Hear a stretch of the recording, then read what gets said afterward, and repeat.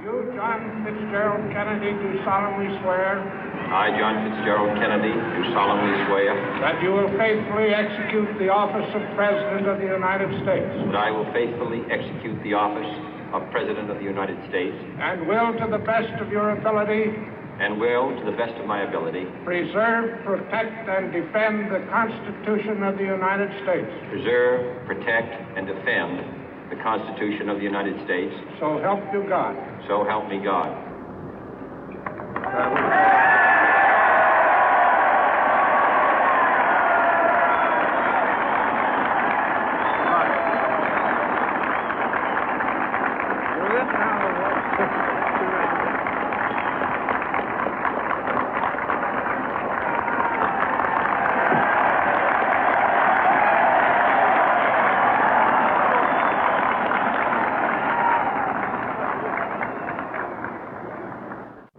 Vice President Johnson, Mr. Speaker, Mr. Chief Justice, President Eisenhower, Vice President Nixon, President Truman, Reverend clergy, fellow citizens.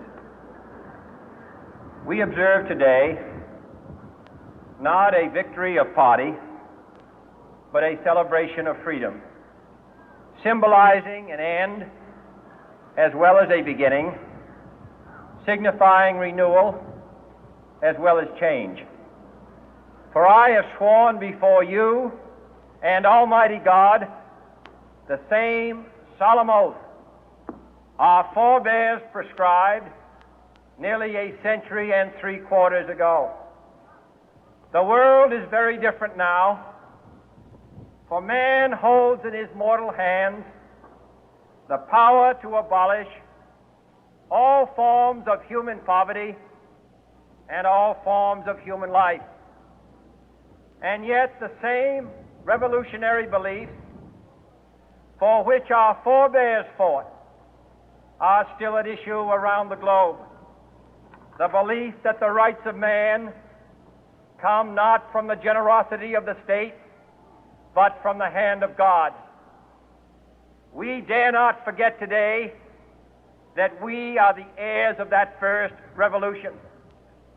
Let the word go forth from this time and place to friend and foe alike that the torch has been passed to a new generation of Americans born in this century, tempered by war, disciplined by a hard and bitter peace, proud of our ancient heritage, and unwilling to witness or permit the slow undoing of those human rights to which this nation has always been committed and to which we are committed today at home and around the world.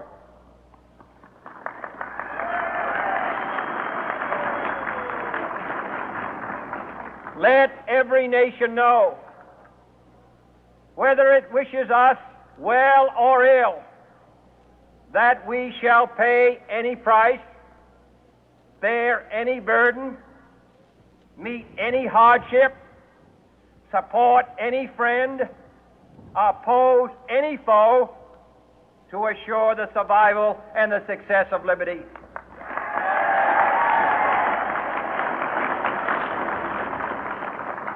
This much we pledge and more.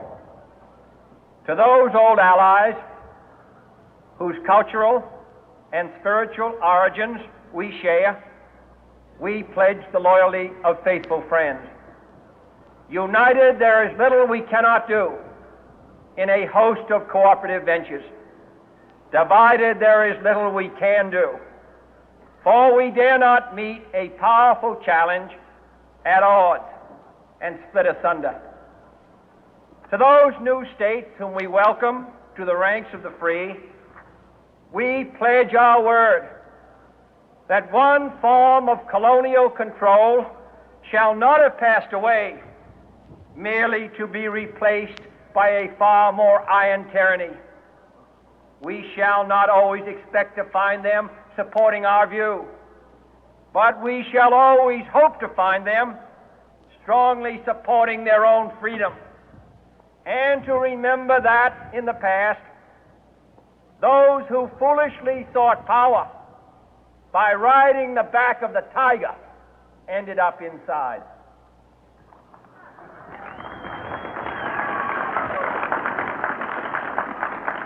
To those people in the huts and villages of half the globe struggling to break the bonds of mass misery, we pledge our best efforts to help them help themselves for whatever period is required, not because the communists may be doing it, not because we seek their votes, but because it is right.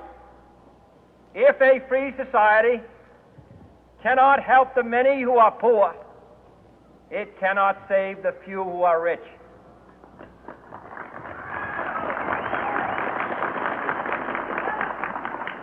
To our sister republics south of our border, we offer a special pledge to convert our good words into good deeds, in a new alliance for progress, to assist free men and free governments in casting off the chains of poverty. But this peaceful revolution of hope cannot become the prey of hostile powers. Let all our neighbors know that we shall join with them to oppose aggression or subversion anywhere in the Americas. And let every other power know that this hemisphere intends to remain the master of its own house.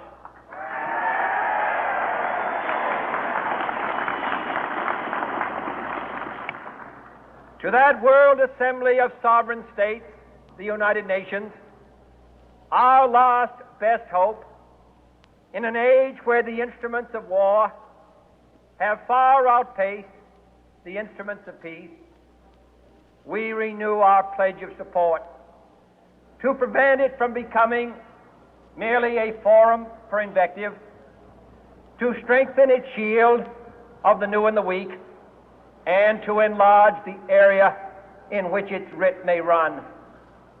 Finally, to those nations who would make themselves our adversary, we offer not a pledge, but a request that both sides begin anew the quest for peace. Before the dark powers of destruction, unleashed by science, engulf all humanity,